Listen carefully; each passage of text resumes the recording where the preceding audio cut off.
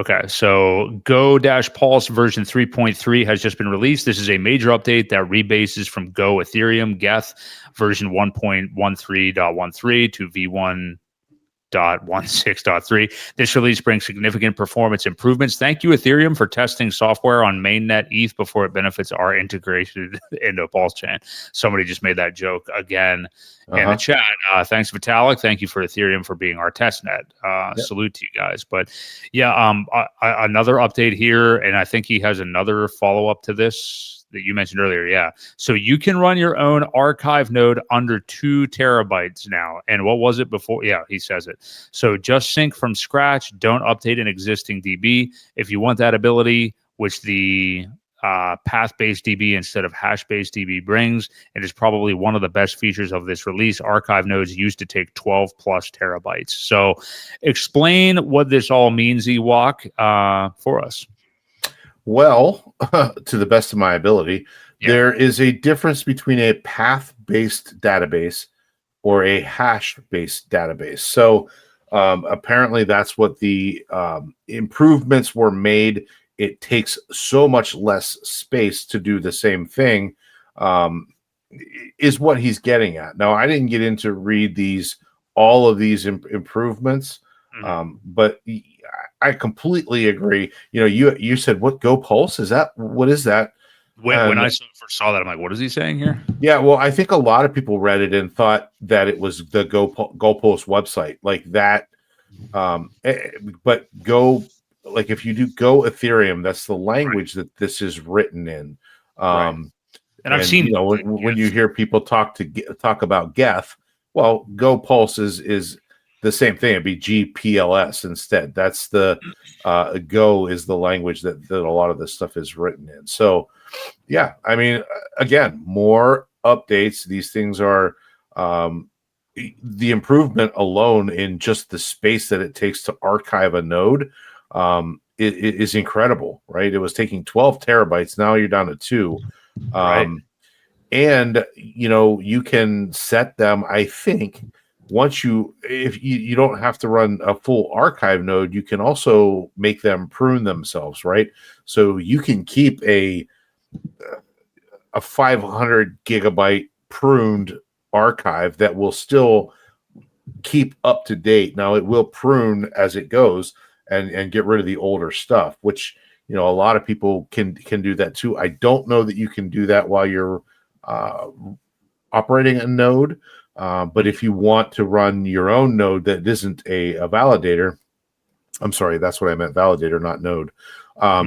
You know, you can still maintain your own node and do that as well. So there are some very interesting things in here. They waited till Ethereum integrated it way back here, whatever they've done. I mean, there's been several updates, it looks like, from this is where we started. I think the 1.13.13, and now it's up to 1.6.3. So there's been several. So again, he waited till Ethereum didn't have any issues with it, made sure it worked, and then finally implemented it. So it is fantastic to have somebody else take the chance. You know, Ethereum has always had the bug bounty programs, so I'm sure there were people in there trying to poke holes in it and you know, find any bugs or problems with it. They didn't have any, so now we've integrated it to PulseChain. It's fantastic. Yeah, awesome to see and continue to benefit off of stuff that Ethereum gets to be the guinea pig for, and we get to pick what we adopt. So very, very cool for sure. And yeah, lots of good updates there from Richard this week. I want to get into this one real quick final topic because it's something that we have talked about at length for a long time. So obviously it's no secret that there is the PulseChain treasury, which is in the top, 3 or 4 Ethereum, top 5 Ethereum strategic reserves out there. And just recently we did see apparently $4.5 million in USDC from Ethereum bridge to PulseChain just in the last couple of days that I believe were all linked to various Tornado Cash addresses. Yeah, I thought that was very interesting. I'm curious what you think of that, and something that we've talked about before. about the idea of that there is this just a big entity out there, like the Ethereum Strategic Reserve, and people know that that's out there for potentially, could it be used to help pump PulseChain and stuff like that? What would it be used for? And the idea of it potentially never being used, and the carrot on the stick analogy of it, of just when that money is bridged over before, let's say it doesn't even buy anything, but you just see this money come in, what it makes people do, how it makes people react, you can kind of get a little bit of a trigger warning to see what will people do. Will they try to front run this, or will they fade it? What are they going to do? So yeah, I'm curious where you think this is all coming from, and if there is validity to that. Like, because I would think in an ideal world, the person in charge of that entity or people would really not want to spend any of it if you can get away with it. Like, if you can achieve the glory with this ecosystem that you want to without having to tap into that, that'd be pretty ideal. I don't know if it's possible or not. That's over our heads for sure. But yeah, what do you make of that and this money coming in? Yeah, I think it's fantastic. I to your point, I agree. Ideally, you don't want to use it. You don't want to, just blow it as exit liquidity if people are selling every time that it pumps. So there are going to be some times where you do need to purchase a little bit and throw a little bit into the fire and see what happens. It's a test, right? Are people ready for this, or are they just going to sell it back down and we wait a little bit longer? Richard has always been a pretty savvy trader. He's said so himself. He's called tops and bottoms pretty well. So even getting things kicked off, just even moving, like you said, moving the stuff there, see what happens. Are people going to front run it? Are they going to say, well, I'm buying now, get ahead of this before it really does move? If you can achieve that without spending anything, that would be fantastic. However, I think he is also smart enough to know, spend a little bit, create some flows, spend a little bit, create some flows, take a little off the top. You don't have to kill the market. You can set limit orders in different places.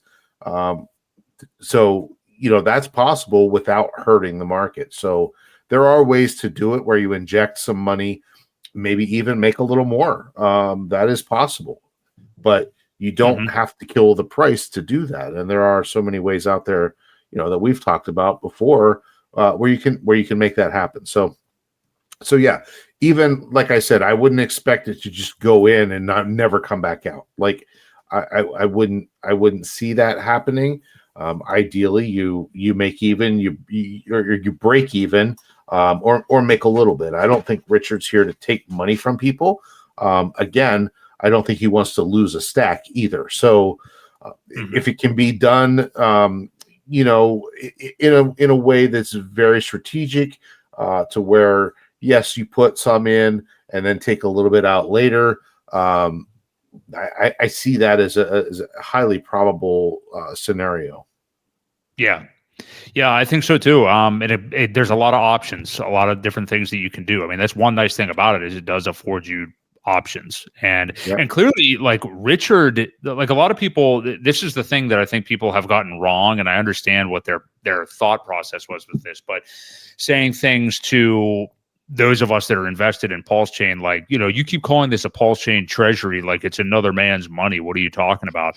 Well, that other man eventually, reached out to or prodded, I don't never remember the guy's name, but the guy that keeps track of all the Ethereum reserve accounts. But Richard himself was like, hey, you guys are missing somebody and stuff, until they started to post his on there. So evidently he wants that out there. You know what I mean?